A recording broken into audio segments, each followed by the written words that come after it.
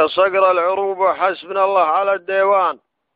تولت ناس شكلها ما تخاف الله، لو تشوف كيف معاملتهم مع الشيخان عرفت ان قضايا الربع ما هي من حله. ولو تشوف كيف معاملتهم مع الشيبان ذرف دمع عينك يا طويل العمر كله. ولو تشوف كيف معاملتهم مع الشبان عرفت السبب اللي ضميره يسول له.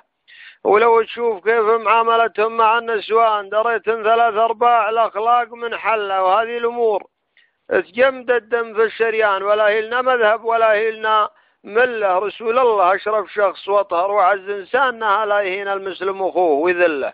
فمن كان في قلبه ولو ذرتين إيمان رحم ضعف عود جابته بنته تشله. لشك الملامة في السويلم وفي الطاسان، ولا هي على العمري ولا هي على الشله. وعلى طاري العمري نشوفه طويل لسان، وإذا جاء عود من خفض سكره تله. وإذا قال يا العمري تعوذ من الشيطان قال اطلع تقول مكتبه ذاك محتله. وتحسب عليهم كلهم شايب الرحمن وروحوا دمعه من على خده يهله.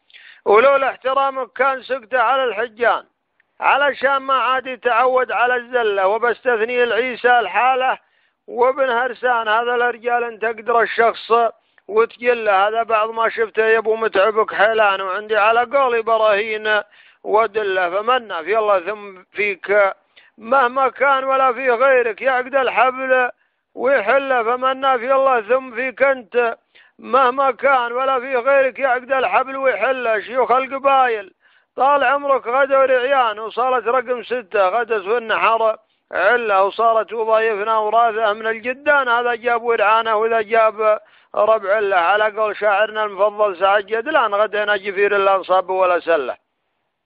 ولا صارت الدعوة كذا فقفلوا البيبان وقولوا قفلنا الباب روحوا فمن الله. وإذا بقيت الدعوة صفاطية وصفطان فلا بالله و99 لا بالله. ما دامك ما ترضى سيدنا رجال تهان عط المنصب الحساس رجال كيف ولا لجل ما يقلل من مقام أكثر الشيخان، ولجل من يقدم شيء يجيه في حله. وما دمت يا ابو متعب النذر وكنان وشعبك عطوك ارواح طبع وجبله، فبك الله يطول بعمرك. تشوف الآن كلامي صحيح أو فيه يا سيدي خله يجوز أني الله يحفظك غاوي وغلطان. تراني بشر ماني محمد رسول الله، ترانا مثل الأخوان وأكثر من الأخوان. وهذه نصيحة شاعر قلبه يدل نهاية كلامي جاك علمي وأنا زعلان. إذا زال لك فخذه وإذا ما صلح خله.